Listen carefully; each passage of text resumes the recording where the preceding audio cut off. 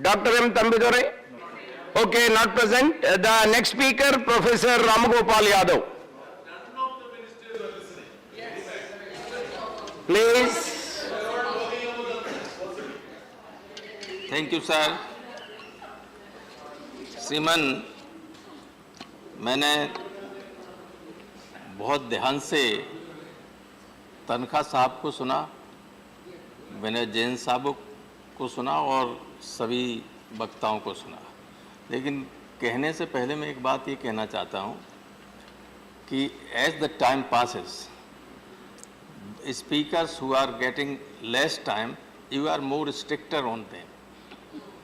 Those who get 8 minutes, they are allowed to speak up to 12 minutes. No. Those who get, no, I have seen today's cell. No, their party has got the time, so it is allowed. No. Not allowed. ये single party नहीं time आती, ये तो बड़ी वाली party है, उसमें you may. Those parties who have time will be allowed, otherwise it is not. Some concession should be there.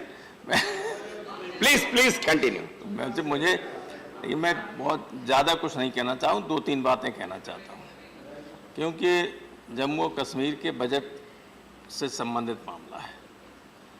उनके आंकड़ों पर भी नहीं जाना चाहूँगा, लेकिन व्यवहार में जो देखा है मैंने, आप सर थे जब हेल्थ कमेटी को लेके हम लोग वहाँ गए थे,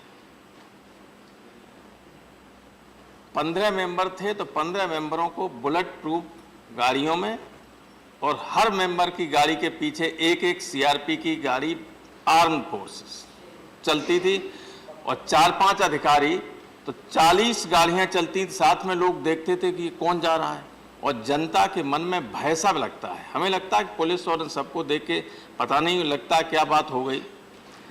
तो ये जो बात कही जैन साहब ने, अगर ये सही है कि वहाँ अमन चैन है, तो मैं ये जानना चाहता हूँ कि कश्मीरी पंडितों का नाम लेके आप लोग चुनाव के वक्त बातें बहुत करते हैं।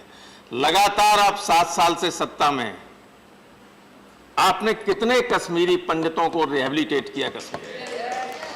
Who is responsible now? अतीत में कौन जिम्मेदार रहा, उन पर आरोप लगाइए, लेकिन अब तो आप जिम्मेदार हैं, अब तो आपको उनकी व्यवस्था करनी ही होगी। अब आप बच नहीं सकते, आपको करनी होगी उनकी व्यवस्था। सुनिए जैन साहब, ये सही बात है, और अगर जो लोग कश्मीर फाइल्स का विरोध भी करते, मैं उनसे भी कहना चाहूंगा, ये विरोध करने की जरूरत क्या है? इनके नेताओं के भाषण सुनिए, वो उनसे ज्यादा खतरनाक। इनको ये बनवानी नहीं चाहिए थी फिल्म, इनको बनवानी नहीं चाहिए थी। अपने लीडर्स के भाषण के कैसेट्स बना के भेज दीजिए, चलें, वे ज्यादा इफेक्टिव हैं, ये कुछ नहीं, उन्हें ज्यादा इफेक्टिव हैं, इसलिए इन तरह की बातें मत कीजिए। दूसरा यह है, असली चीज यह है कि बजट का मामला है। आप जानते हैं, इशारा किया था तनखा साहब ने कि, और मैं उसी तरफ ले जाना चाहता हूं कि ब्रिटिश संसद जो है, उसका ये हाउस ऑफ लॉर्ड्स शुरू में एक ही सदन था, एक सदनात्मक संसद थी, लेकिन जब शुरू में डेमोक्रेटिक ये नहीं थी, पब्लिक रिप्रेजेंटेशन नहीं था, तो टैक्स लगाने के लिए कभी कभी राजा कुछ लोगों को, कॉमनर्स को भी नॉमिनेट कर देता था। कालांतर में जब टैक्स लगाने की बात आई, तो कॉमनर्स ने कहा कि no representation without taxation, no taxation without representation, बिना जनप्रतिनिधित्व के आप टैक्स नहीं लगा सकते। तो उनकी संख्या जब बढ़ी, तो हाउस ऑफ कॉमन्स एक अलग सदन बन गया, जिसी को टैक्स लगाने का अधिकार है, हम लोगों को नहीं है, लोकसभा को है, क्योंकि जनता का प्रतिनिधि सदन तो वही है। तो जब प्रतिनिधित्व नहीं है, तो हम लोग यहाँ चर्चा कर रहे हैं बजट पे, कश्मीर का कहाँ है रिप्रेजेंटेशन? इसलिए सच बात तो ये है कि रिप्रेजेंटेशन को अगर देंगे आप, अगर वहाँ विधानसभा वगैरह को आपने परसीमन करा लिया, फिर चुनाव कराने में क्या दिक्कत है? हालांकि परसीमन कराने में भी आपने कुछ ज्यादती की है वैली के लोगों के साथ, क्योंकि जनसंख्या ज़्यादा होने के बावजूद प्रतिनिधित्व जम्मू और वैली दोनों बराबर कर दिया। परसीमन के सिद्धांतों से हटकर ये किया गया है। आई नो, मैं तो परसीमन आयोग का मेंबर भी रहा हूं जब पिछला परसीमन हुआ था, एसोसिएट मेंबर, कि पॉपुलेशन ही होती है। लेकिन करिए, कोई बात नहीं, चलिए, हो गया परसीमन, हो गया है तो चुनाव कराइए, तो ये संसद में फिर जरूरत न पड़े हम लोगों को डिस्कस करने की कश्मीर के बारे में। इसलिए वहां की विधानसभा को बहाल कीजिए, चुनाव कराइए, और जनता, हम लोग क्या समझते हैं कश्मीर के बारे में, हम तो एक दो बार हुआ है, एक बार 2004 में गए, तभी गए इतने दिनों बाद।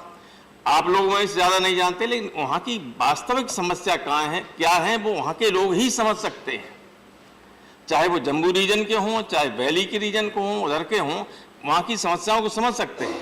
क्या बजट में प्रोविजन किया, केसर की खेती धीरे धीरे खत्म हो जा रही, सारी दुनिया में उसकी मशहूर है। जो क्राफ्ट्समैनशिप है, दस्तकारी के काम होते हैं, लाजवाब कश्मीर के हैं। लेकिन अब जितना प्रोत्साहन मिलना चाहिए उतना नहीं मिल पा रहा। डल झील देखने सभी जाते हैं, हम लोग जब गए तो दिन में कहा कि नहीं जाएंगे, क्योंकि देखने दिन में इतना गंदी लगती है, इतना गंदी है, उसमें एक आध मशीन चल रही होती है। लेकिन शाम को जाते हैं तो लाइट एंड वो सब होता है, तब वो गंदगी दिखाई नहीं पड़ती, तो रोशनी में इतना खूबसूरत लगती है। तो लोग शाम को जाते हैं, उसमें बड़ी वाले उसको क्या कहते हैं, हाँ, शिकार हाउस बोट कही। तो ये इसलिए उनके लिए केवल अभी सेंट्रल असिस्टेंस में मैं देख रहा था 273 करोड़ रुपए का प्रोविजन है, पहले भी किया गया होगा, लेकिन हमें लगता नहीं कि जो काम होना चाहिए इस तरह का हुआ है। हालांकि हम लोग वहाँ लेफ्टिनेंट गवर्नर साहब से भी मिले थे और उनका रुख ठीक था, जनता से कांटेक्ट जो आप लोगों का रुख नहीं होता है वैसा नहीं, उनका बिल्कुल डेमोक्रेटिक वे में सोचने वाले आदमी लगे मुझे वहाँ। Is a nice man. लेकिन फिर भी जो होना चाहिए कश्मीर में वो नहीं हो पा रहा है। जनता का विश्वास जीतिए, जनता का विश्वास सरकार में होना चाहिए, सरकार का विश्वास जनता में होना चाहिए। ये अगर दोनों बन जाएं तो सब काम ठीक हो जाएगा और कोशिश सही होनी चाहिए। इन्हीं शब्दों के साथ एक बार फिर कश्मीर में विधानसभा के चुनाव कराइए, जम्मू कश्मीर में जनता की सरकार बनाइए, ताकि आगे हम लोगों को संसद के अंदर कश्मीर के बजट पर चर्चा न करना पड़े। धन्यवाद। Thank you professor. See now professor Manoj Kumar Jha.